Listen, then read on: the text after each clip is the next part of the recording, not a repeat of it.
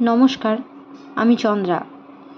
আমার এই গল্প পাঠে মৌ চ্যানেলটি যদি আপনাদের ভালো লেগে থাকে তাহলে অবশ্যই লাইক, শেয়ার ও সাবস্ক্রাইব করে পাশে থাকবেন এবং আপনাদের মূল্যবান মতামত কমেন্টের মাধ্যমে আমাকে অবশ্যই জানাবেন। আজকে পাঠ করছি শ্রী বিভূতিভূষণ বন্দ্যোপাধ্যায়ের অপরাজিত। শুরু করছি। ঠিকানা খুঁজিয়া বাহির করিতে দেরি হইল না। ছোটোখাটো দোতলা বাড়ি, আধুনিক ধরনের তৈয়ারি। ইলেকট্রিক লাইট আছে, বাহিরে বৈঠকখানা, পাশেই দোতলায় উঠিবার সিঁড়ি। সুরেশ বাড়ি ছিল না। ঝিয়ের কাছে সে পরিচয় দিতে পারিল না। বৈঠকখানায় তাহাকে লইয়া বসাইয়া ঝি চলিয়া গেল। ঘড়ি, ক্যালেন্ডার, একটা পুরনো রোল টপ ডেস্ক, খানকতক চেয়ার। ভারী সুন্দর বাড়ি তো। এত আপনার জনের কলকাতায় এরকম বাড়ি আছে, ইহাতে অপু মনে মনে একটু গর্ব ও আনন্দ অনুভব করিল। টেবিলে একখানা সেদিনের অমৃতবাজার পত্রিকা পড়িয়াছিল। উল্টাইয়া পাল্টাইয়া যুদ্ধের খবর পড়িতে লাগিল। অনেক বেলায় সুরেশ আসিল। তাহাকে দেখিয়া বলিল, এই যে অপূর্ব, কখন এলে? অপু হাসি মুখে দাঁড়াইয়া উঠিয়া বলিল, আসুন সুরেশদা, আমি আমি অনেকক্ষণ ধরে। বেশ বাড়িটা তো আপনাদের। এটা আমার বড় মামা, যিনি পাটনার উকিল, তিনি কিনেছেন। তারা তো কেউ থাকেন না, আমরাই থাকি। বসো, আমি আসি বাড়ির মধ্যে থেকে। অপু মনে মনে ভাবিল, এবার সুরেশদা বাড়ির ভেতর গিয়ে বললেই জেঠিমা ডেকে পাঠাবে, এখানে খেতে বলবে। কিন্তু ঘণ্টাখানেকের মধ্যে সুরেশ বাড়ির ভিতর হইতে বাহির হইল না। সে যখন পুনরায় আসিল তখন 12টা বাজিয়া গিয়াছে। চেয়ারে হেলান দিয়া বসিয়া পড়িয়া নিশ্চিন্ত সুরে বলিল, তারপর? বলিয়াই খবরের কাগজখানা হাতে তুলিয়া চোখ বুলাইতে লাগিল। অপু দেখিল সুরেশ পান চিবাইতেছে। খাওয়ার আগে এত বেলায় পান খাওয়ার অভ্যাস নাকি খাওয়া হইয়া গেল? 2-4টা প্রশ্নের জবাব দিতে ও খবরের কাগজ পড়িতে পড়িতে 1টা বাজিল। সুরেশের চোখ ঘুমে বুঝিয়া আসিতেছিল। সে হঠাৎ কাগজখানা টেবিলে রাখিয়া দিয়া চেয়ার হইতে উঠিয়া পড়িয়া বলিল, তুমি না হয় বসে কাগজ পড়ো, আমি একটুখানি শুয়ে নিই। একটা ডাব খাবে? ডাব খাইবে কীরকম এত বেলায় এই অবস্থায়? অপু ভালো বুঝিতে না পারিয়া বলিল, ডাব? না থাক, এত বেলায় না। সেই যে সুরেশ বাড়ি ঢুকিল 1টা, 2টা, 2:30, আর দেখা নাই। ইহারা কত বেলায় খায়? রবিবার বলিয়া বুঝি এত দেরি? কিন্তু যখন 3টা বাজিয়া গেল তখন অপুর মনে হইল কোথাও কিছু ভুল হইয়াছে নিশ্চয়ই। হয় সেই ভুল বুঝিয়াছে, না হয় উহারা ভুল করিয়াছে। তাহার এত ক্ষুধা পাইয়াছিল যে সে আর বসিতে পারিতেছে না, উঠিবে কিনা ভাবিতেছে। এমন সময় সুরেশের ছোট ভাই সুনীল বাড়ির ভিতর হইতে বাহিরে আসিল। অপু ডাকিবার পূর্বেই সে সাইকেল লইয়া বাড়ির বাহিরে কোথায় চলিয়া গেল। সেই সুনীল, যাহাকে সঙ্গে লইয়া নিমন্ত্রণে ছাঁদা বাঁধিবার দরুন জেঠিমা তাহাকে ফলারে বামুনের ছেলে বলিয়াছিলেন। ইহাদের যে এতদিন পর আবার দেখিতে পাওয়া যাইবে তাহা যেন অপু ভাবে নাই। সুনীলকে দেখিয়া তাহার বিস্ময় ও আনন্দ দুই হইল। এ যেন কেমন একটা, ঠিক বুঝানো যায় না। ইহাদের সঙ্গে দেখা করিতে আসিবার মূলে অপুর কোনো স্বার্থসিদ্ধি বা সুযোগ সন্ধানের উদ্দেশ্য ছিল না, বা ইহা যে নিতান্ত গায়ে পড়িয়া আলাপ জমাইবার মতো দেখাইতেছে একবারও সে কথা তাহার মনে উদয় হয় নাই। এখানে তাহার আসিবার মূলে সেই বিস্ময়ের ভাব যাহা তাহার জন্মগত। কে আবার জানিত খাস কলিকাতা শহরে এতদিন পরে নিশ্চিন্তিপুরের বাড়ির পাশের পুরো ভিটাটার ছেলে মেয়েদের সঙ্গে দেখা হইয়া যাইবে। এই ঘটনাটুকু তাহাকে মুগ্ধ করিবার পক্ষে যথেষ্ট। এ যেন জীবনের কোন অপরিচিত বাঁকে পত্রপুষ্পে সজ্জিত অজানা কোন কুঞ্জবন। বাঁকের মোড়ে ইহাদের অস্তিত্ব যেন সম্পূর্ণ অপ্রত্যাশিত। বিস্ময় মনের অতি উচ্চ ভাব এবং উচ্চ বলিয়াই সহজলভ্য নয়। সত্যকার বিস্ময়ের স্থান অনেক উপরে। বুদ্ধি যার খুব প্রশস্ত ও উদার মন সবসময় সতর্ক, নূতন ছবি নূতন ভাব গ্রহণ করিবার ক্ষমতা রাখে, সেই প্রকৃত বিস্ময় রসকে ভোগ করিতে পারে। যাদের মনের যন্ত্র অলস, মিনমিনে, পরিপূর্ণ উদার বিস্ময়ের মতো উচ্চ মনোভাব তাদের অপরিচিত থাকিয়া যায়। বিস্ময়কে যাহারা বলিয়াছেন মাদার অফ ফিলোসফি, তাহারা একটু কম বলেন। বিস্ময়ই আসল ফিলোসফি, বাকিটা তাহার অর্থসঙ্গতি মাত্র। 3টার পর সুরেশ বাহির হইয়া আসিল। সে হাই তুলিয়া বলিল, কাল রাতে ছিল নাইট ডিউটি, চোখ মোটে বোঝেনি, তাই একটু গড়িয়ে নিলাম। চলো, মাঠের ক্যালকাটা টিমের হকি খেলা আছে, একটু দেখে আসা যাক। অপু মনে মনে সুরেশদাকে ঘুমের জন্য অপরাধী ঠাউর করিবার জন্য লজ্জিত হইল। সারা রাত কাল বেচারে ঘুমায় নাই, তাহার ঘুম আসা সম্পূর্ণ স্বাভাবিকই তো। সে বলিল, আমি মাঠে যাব না সুরেশদা, কাল এক্সামিন আছে, পড়া তৈরি হয়নি মোটে, আমি যাই। জেঠিমার সঙ্গে একবার দেখা হয়ে গেলে হতো। সুরেশ বলিল, হ্যাঁ হ্যাঁ, বেশ তো, এসো না। অপু সুরেশের সঙ্গে সংকুচিত ভাবে বাড়ির মধ্যে ঢুকিল। সুরেশের মা ঘরের মধ্যে বসিয়াছিলেন। সুরেশ গিয়া বলিল, এ সেই অপূর্ব মা, নিশ্চিন্তিপুরের হরিকাকার ছেলে, তোমার সঙ্গে দেখা করতে এসেছে। অপূর্ব পায়ের ধুলা লইয়া প্রণাম করিল। সুরেশের কথায় ভাবে তাহার মনে হইল, সে যে এতক্ষণ আসিয়া বাহিরের ঘরে বসিয়া আছে সে কথা সুরেশদা বাড়ির মধ্যে আদৌ বলে নাই। জেঠিমার মাথার চুল অনেক পাকিয়া গিয়াছে বলিয়া অপুর মনে হইল। অপুর প্রণামের উত্তরে তিনি বলিলেন, এসো এসো, থাক থাক, কলিকাতায় কি করো? অপু ইতিপূর্বে কখনো জেঠিমার সম্মুখে কথা বলিতে পারিত না। গম্ভীর ও গর্বিত, মানে যেটুকু সে ধরিতে পারিত না, চালচলনের জন্য জেঠিমাকে সে ভয় করিত। আনাড়ি ও অগোছালো সুরে বলিল, এই এখানে পড়ি, কলেজে পড়ি। জেঠিমা যেন একটু বিস্মিত হইলেন, বলিলেন, কলেজে পড়ো? ম্যাট্রিক পাস দিয়েছ? 8 বছর ম্যাট্রিক পাস করেছি। তোমার বাবা কোথায়? তোমরা তো সেই কাশী চলে গিয়েছিলে না? বাবা তো নেই, তিনি তো কাশীতেই। তারপর অপু সংক্ষেপে বলিল সব কথা। এই সময়ে পাশের ঘর হইতে একটি 22-23 বছরের তরুণী এ ঘরে ঢুকিতেই অপু বলিয়া উঠিল, অতসী দিনা? অতসী অনেক বড় হইয়াছে, তাহাকে চেনা যায় না। সে অপুকে চিনিতে পারিল, বলিল, অপূর্ব, কখন এলে? আর একটি মেয়েও ঘর থেকে আসিয়া দোরের কাছে দাঁড়াইল। 15-16 বৎসর বয়স হইবে, বেশ সুশ্রী, বড় বড় চোখ। কথা বলিতে বলিতে সেদিকে চোখ পড়াতে অপু দেখিল মেয়েটি তাহার মুখের দিকে চাহিয়া আছে। খানিকটা পরে অতসী বলিল, মণি, দেখে এসো তো দিদি, কুর্সি কাঁটাগুলো ও ঘরের বিছানায় ফেলে এসেছি কিনা। মেয়েটি চলিয়া গেল এবং একটু পরেই আবার দুয়ারের কাছে আসিয়া দাঁড়াইল। বলিল, না বড়দি, দেখলাম না তো। জেঠিমা অল্প চারিটা কথার পরই কোথায় উঠিয়া গেলেন। অতসী অনেকক্ষণ কথাবার্তা কহিল, অনেক জিজ্ঞাসাবাদ করিল, তারপর সেও চলিয়া গেল। অপু ভাবিতেছিল এবার সে উঠিবে কিনা। কেহই ঘরে নাই, এই সময় ওঠাটা কি উচিত হইবে? ক্ষুধা একবার উঠিয়া পড়িয়া গিয়াছে, এখন ক্ষুধা আর নাই, তবে গা ঝিমঝিম করিতেছে। যাওয়ার কথা কাহাকেও ডাকিয়া বলিতে হইবে।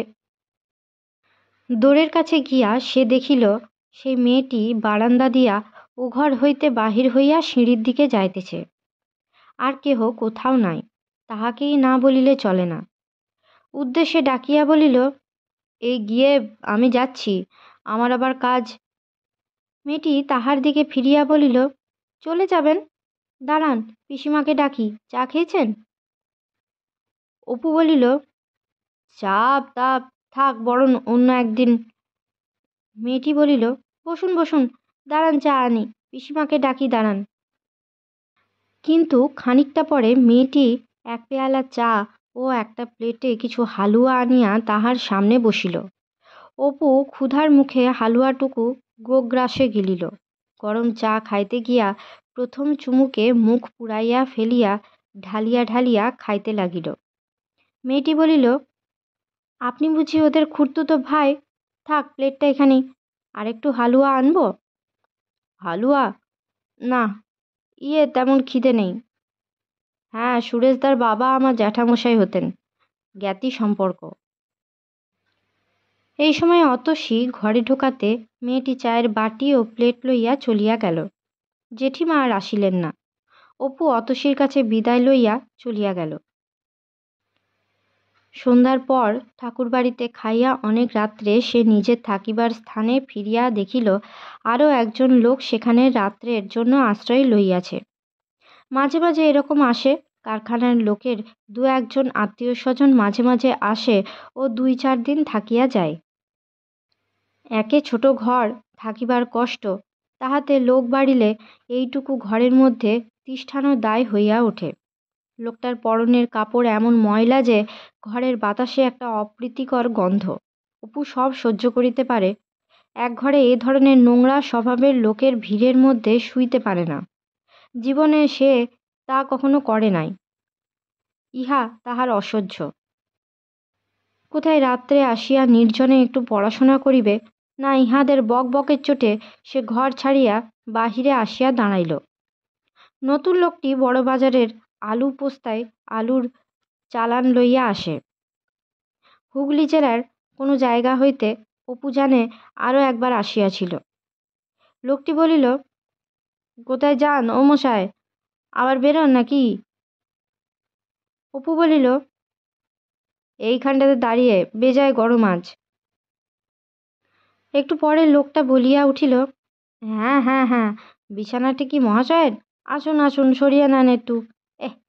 মুখর জলটা গেল গড়িয়ে পড়ে। ধুত্তর না। অপু বিছানা সরাইয়া পুনরায় বাহিরে আসিল। সে কি বলিবে? এখানে তাহার কি জোর খাটে? উহারাই উপরোধে পড়িয়া দয়া করিয়া থাকিতে দিয়াছে এখানে। মুখে কিছু না বলিলেও অপু অন্যদিন হয়তো মনে মনে বিরক্ত হইত, কিন্তু আজ সে সম্পূর্ণ অন্যমনস্ক ছিল।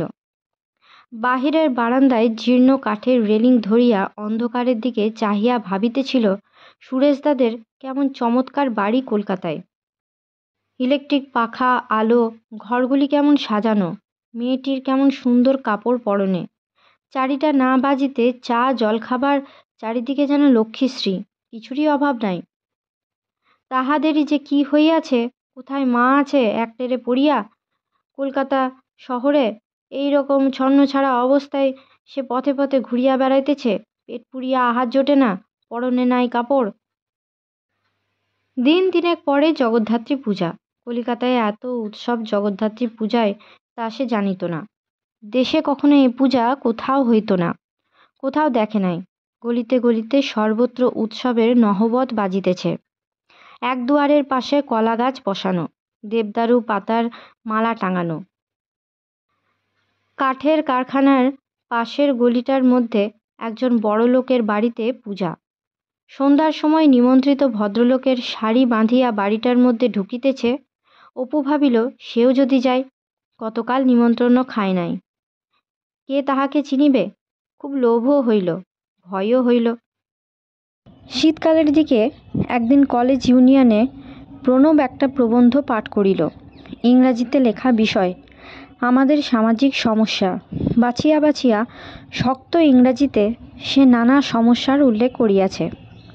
বিধবা বিবাহ, স্ত্রী শিক্ষা, পণপ্রথা, বাল্যবিবাহ ইত্যাদি। সে প্রত্যেক সমস্যাটি নিজের দিক হইতে দেখিতে চাহিয়াছে এবং প্রায় সকল ক্ষেত্রেই সনাতন প্রথার সপক্ষেই মত দিয়াছে। প্রণবের উচ্চারণ ও বলিবার ভঙ্গি খুব ভালো। যুক্তির ওজন অনুসারে সে কখনো ডান হাতে ঘুষি পাকাইয়া, কখনো মুঠার দ্বারা বাতাস আঁকড়াইয়া, কখনো বা সম্মুখের টেবিলে সশব্দে চাপড় মারিয়া বাল্যবিবাহের প্রয়োজনীয়তা ও স্ত্রী শিক্ষার অসারত্ব প্রমাণ করিয়া দিল। প্রণবের বন্ধুদলের ঘন ঘন করতালিতে প্রতিপক্ষের কানে তালা লাগিবার উপক্রম হইল। অপরপক্ষে উঠিল মন্মথ, সেই যে ছেলেটি পূর্বে সেন্ট জেভিয়ারে পড়িত। ল্যাটিন জানে বলিয়া ক্লাসের সকলে তাহাকে ভয় করিয়া চলে। তাহার সামনে কেহ ভয়ে ইংরাজি বলে না, পাছে ইংরাজির ভুল হইলে তাহার বিদ্রূপ শুনিতে হয়। সাহেবদের চালচলন, ডিনারের এটিকেট, আচার ব্যবহার সম্বন্ধে ক্লাসের মধ্যে সে অথরিটি, তাহার উপর কারুর কথা খাটে না। ক্লাসের এক হতভাগ্য ছাত্র সাহেব পাড়ার কোনো রেস্তোরাঁতে তাহার সহিত খাইতে গিয়া ডান হাতে কাঁটা ধরিবার অপরাধে 1 সপ্তাহকাল ক্লাসের সকলের সামনে মন্মথর টিটকারি সহ্য করে। মন্মথর ইংরাজি আরও চোখা, কম আড়ষ্ট, উচ্চারণও সাহেবী ধরনের।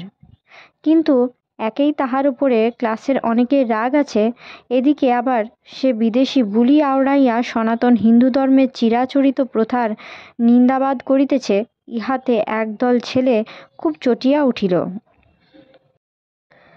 চারিদিক হইতে সেম সেম উইথড্র রব উঠিল। তাহার নিজের বন্ধুদল প্রশংসাসূচক হাততালি দিতে লাগিল। ফলে এত গোলমালের সৃষ্টি হইয়া পড়িল যে মন্মথ বক্তৃতা শেষের দিকে কি বলিল সভার কেহই তাহার এক বর্ণও বুঝিতে পারিল না। প্রণবের দলই ভারী, তাহারা প্রণবকে আকাশে তুলিল, মন্মথকে স্বধর্ম বিরোধী নাস্তিক বলিয়া গালি দিল। সে যে হিন্দু শাস্ত্র একছত্রও না পড়িয়া কোন স্পর্ধায় বর্ণাশ্রম ধর্মের বিরুদ্ধে প্রকাশ্য সভায় কথা বলিতে সাহস করিল, তাহাতে কেহ কেহ আশ্চর্য হইয়া গেল।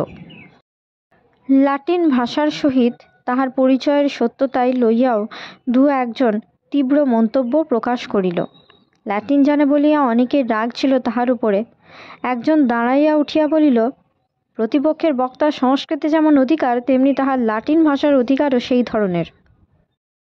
আক্রমণ ক্রমেই ব্যক্তিগত হইয়া উঠিতেছে দেখিয়া সভাপতি অর্থনীতির অধ্যাপক মিস্টার দে বলিয়া উঠিলেন, কাম কাম, Manmatha has never said that he is a Seneca or a Lucretius. Have the goodness to come to the point. Apu এই প্রথম এরকম ধরনের সভায় যোগ দিল। স্কুলে এসব ছিল না, যদিও হেডমাস্টার প্রতিবারই হইবার আশ্বাস দিতেন। এখানে এদিনকার ব্যাপারটা তাহার কাছে নিতান্ত হাস্যাস্পদ ঠেকিল। ওসব মামুলি কথা মামুলিভাবে বলিয়া লাভ কি? সামনের অধিবেশনে সে নিজে একটা প্রবন্ধ পড়িবে, সে দেখাইয়া দিবে ওসব একঘেয়ে মামুলি বুলি না আওড়াইয়া কিভাবে প্রবন্ধ লেখা যায়। একেবারে নূতন এমন বিষয় লইয়া সে লিখিবে, যাহা লইয়া কখনো কেহ আলোচনা করে নাই। 1 সপ্তাহ খাটিয়া প্রবন্ধ লিখিয়া ফেলিল। নাম নূতনের আহ্বান। সকল বিষয়ে পুরাতনকে ছাঁটিয়া একেবারে বাদ। কি আচার ব্যবহার, কি সাহিত্য, কি দেখিবার ভঙ্গি, সব বিষয়েই নূতনকে বরণ করিয়া লইতে হইবে। অপু মনে মনে অনুভব করে তাহার মধ্যে এমন একটা কিছু আছে যাহা খুব বড়, খুব সুন্দর। তাহার 19 বৎসরের জীবনের প্রতিদিনের সুখ দুঃখ পথের যে ছেলেটি অসহায়ভাবে কাঁদিয়া উঠিয়াছে, কবে এক অপরাহ্নের ম্লান আলোয় যে পাখিটা তাহাদের দেশের বনের ধারে বসিয়া দোল খাইত, দিদির চোখের মমতা ভরা দৃষ্টি, লীলার বন্ধুত্ব, রানুদি, নির্মলা, দেবব্রত, রৌদ্রদীপ্ত নীলাকাশ, জ্যোৎস্না রাত্রি, নানা কল্পনার টুকরা, কত কি আশা নিরাশা লুকোচুরি, সব শুদ্ধ লইয়া এই যে 19টি বৎসর, ইহা তাহার বৃথা যায় নাই। কোটি কোটি যোজন দূর শূন্য পার হইতে সূর্যের আলো যেমন নিঃশব্দ জ্যোতির অবদানে শীর্ণ শিশু চারাকে পত্র পুষ্প ফলে সমৃদ্ধ করিয়া তোলে, এই 19 বৎসরের জীবনের মধ্য দিয়ে শাশ্বত অনন্ত, তেমনি ওর প্রবর্ধমান তরুণ প্রাণে তাহার বাণী পৌঁছাইয়া দিয়াছে। ছায়ান্ধকার তৃণভূমির গন্ধে, ডালে ডালে সোনার সিঁদুর মাখানো অপরূপ সন্ধ্যায়, উদার কল্পনায়, ভরপুর নিঃশব্দ জীবন মায়ায় সে একটা অপূর্ব শক্তি অনুভব করে নিজের মধ্যে। এটা যেন বাহিরে প্রকাশ করিবার জিনিস, মনে মনে ধরিয়া রাখার নয়। কোথায় থাকিবে প্রণব আর মন্মথ? সবাই মামুলি কথা বলে। সকল বিষয়ে এই মামুলি ধরন যেন তাহাদের দেশের একচেটে হইয়া উঠিতেছে। যেমন গরুড়ের মতো ডিম ফুটিয়া বাহির হইয়া সারা পৃথিবীটার রসভাণ্ডার গ্রাস করিতে ছুটিতেছে। সে তীব্র আগ্রহ ভরা পিপাসার্ত নবীন মনের সকল কল্পনা তাহাতে তৃপ্ত হয় না। ইহারই বিরুদ্ধে ইহাদের সকলের বিরুদ্ধে দাঁড়াইতে হইবে। সব ওলট পালট করিয়া দিবার নিমিত্ত সঙ্গবদ্ধ হইতে হইবে তাহাদিগতে, এবং সেও হইবে তাহার অগ্রণী। দিন কতক ধরিয়া অপু ক্লাসে ছেলেদের মধ্যে তাহার স্বভাবসিদ্ধ ধরনের গর্ব করিয়া বেড়াইল যে এমন প্রবন্ধ পড়িবে যাহা কেহ কোনোদিন লিখিবার কল্পনাও করে নাই, কেহ কখনো শোনে নাই, ইত্যাদি। লজিকের ছোকরা প্রফেসর ইউনিয়নের সেক্রেটারি, তিনি জিজ্ঞাসা করিলেন, কি বলে নোটিশ দেব তোমার প্রবন্ধে হে, বিষয়টা কি? পরে নাম শুনিয়া হাসিয়া বলিলেন, বেশ বেশ, নামটা বেশ দিয়েছ, বাট হোয়াই নট পুরাতনের বাণী। অপু হাসি মুখে চুপ করিয়া রহিল। নির্দিষ্ট দিনে যদিও ভাইস প্রিন্সিপালের সভাপতি হইবার কথা নোটিশে ছিল, কিন্তু কার্যবশত আসিতে পারিলেন না। ইতিহাসের অধ্যাপক মিস্টার বসুকে সভাপতির আসনে বসিতে সকলে অনুরোধ করিল। ভিড় খুব হইয়াছে। প্রকাশ্য সভায় অনেক লোকের সম্মুখে দাঁড়াইয়া কিছু করা অপুর এই প্রথমটা তাহার পা কাঁপিল, গলাও খুব কাঁপিল, কিন্তু ক্রমে বেশ সহজ হইয়া আসিল। প্রবন্ধ খুব সতেজ।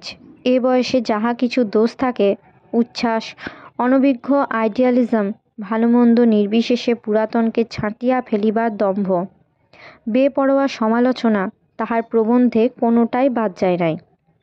প্রবন্ধ পড়িবার পরে খুব হইচই হইল, খুব তীব্র সমালোচনা হইল। প্রতিপক্ষ কড়া কড়া কথা শুনাইয়া দিতে ছাড়িল না, কিন্তু অপু দেখিল অধিকাংশ সমালোচকই ফাঁকা আওয়াজ করিতেছে। সে যাহা লইয়া প্রবন্ধ লিখিয়াছে সে বিষয়ে কাহারও কিছু অভিজ্ঞতাও নাই, বলিবারও বিষয়ও নাই। তাহারা তাহাকে মন্মথ শ্রেণীতে ফেলিয়া দেশদ্রোহী, সমাজদ্রোহী বলিয়া গালাগালি দিতে শুরু করিয়াছে। অপু মনে মনে একটু বিস্মিত হইল। হয়তো সে আরও পরিস্ফুট করিয়া লিখিলে ভালো করিত। জিনিসটা কি পরিষ্কার হয় নাই? এত বড় সভার মধ্যে তাহার নিতান্ত অন্তরঙ্গ দুজন বন্ধু ছাড়া সকলেই তাহার বিরুদ্ধে দাঁড়াইয়াছে। টিটকারি, গালাগালি, অংশের জন্য মনমথকে হিংসা করার তাহার কিছুই নেই। শেষে সভাপতি তাহাকে প্রতিবাদের উত্তর দিবার অধিকার দেওয়াতে সে উঠিয়া ব্যাপারটা আরও খুলিয়া বলিবার চেষ্টা করিল। দু চারজন সমালোচক যাহাদের প্রতিবাদ সে বসিয়া নোট করিয়া লইয়াছিল, তাহাদিগকে উত্তর দিতে গিয়া যুক্তির খেই হারাইয়া ফেলিল। অপরপক্ষ এই অবসরে আর এক পালা হাসিয়া লইতে ছাড়িল না। অপু রাগিয়া গিয়াছিল। এইবার যুক্তির পথ না ধরিয়া উচ্ছ্বাসের পথ ধরিল। সকলকে সংকীর্ণ মনা বলিয়া গালি দিল। একটা বিদ্রুপাত্মক গল্প বলিয়া অবশেষে টেবিলের উপরে একটা কিল মারিয়া এমারসনের একটা কবিতা আবৃত্তি করিতে করিতে বক্তৃতার উপসংহার করিল। ছেলেদের দল খুব গোলমাল করিতে করিতে হলের বাহির হইয়া গেল। বেশিরভাগ ছেলে তাহাকে যা তা বলিতেছিল। নিছক বিদ্যা জাহির করিবার চেষ্টা ছাড়া তাহার প্রবন্ধ যে অন্য কিছুই নহে, ইহাও অনেকের মুখে শোনা যাইতেছিল। সে শেষের দিকে এমারসনের এই কবিতাটি আবৃত্তি করিয়াছিল: I am the owner of the sphere, of the 7 stars and the solar year. তাহাতেই অনেকে তাহাকে দাম্ভিক ঠাউরাইয়া নানারূপ বিদ্রূপ ও টিটকারি দিতেও ছাড়িল না, কিন্তু অপুও ও কবিতাটায় নিজেকে আদৌ উদ্দেশ্য করে নাই।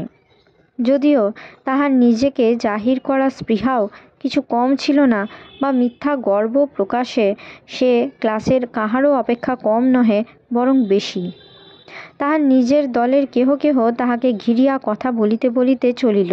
ভিড় একটু কমিয়া গেলে সে সকলের নিকট হইতে বিদায় লইয়া কলেজ হইতে বাহির হইতে যাইতেছিল।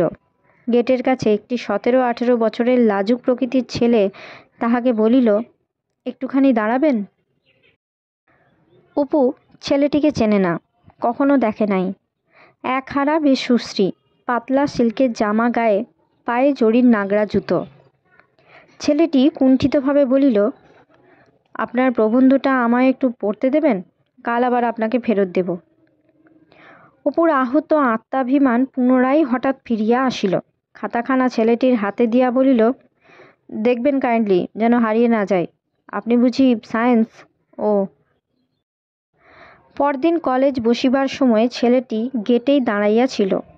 অপুর হাতে খাতাখানা ফিরাইয়া দিয়া ছোট একটি নমস্কার করিয়াই ভিড়ের মধ্যে কোথায় চলিয়া গেল।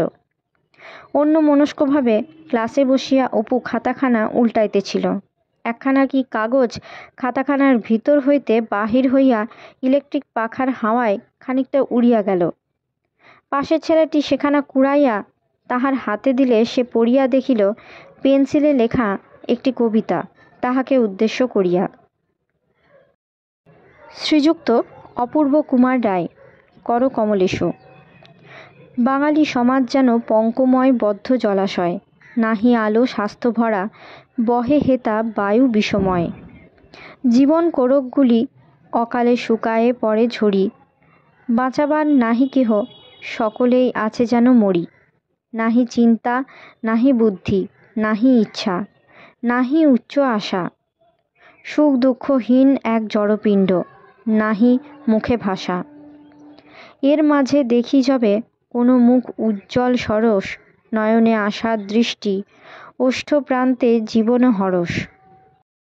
অধরে ললাটে ভ্রুতে প্রতিভার সুন্দর বিকাশ, স্থির দৃঢ় কণ্ঠস্বরে ইচ্ছাশক্তি প্রত্যক্ষ প্রকাশ। সম্ভ্রমে হৃদয় পুরে আনন্দ ও আশা জাগে প্রাণে, সম্ভাষিতে চাহে হিয়া বিমল প্রীতির অর্ঘ্যদানে। তাই এই ক্ষীণ ভাষা ছন্দে গাঁথি দীন উপহার, লজ্জাহীন অসংকোচে আনিয়াছি সম্মুখে তোমার।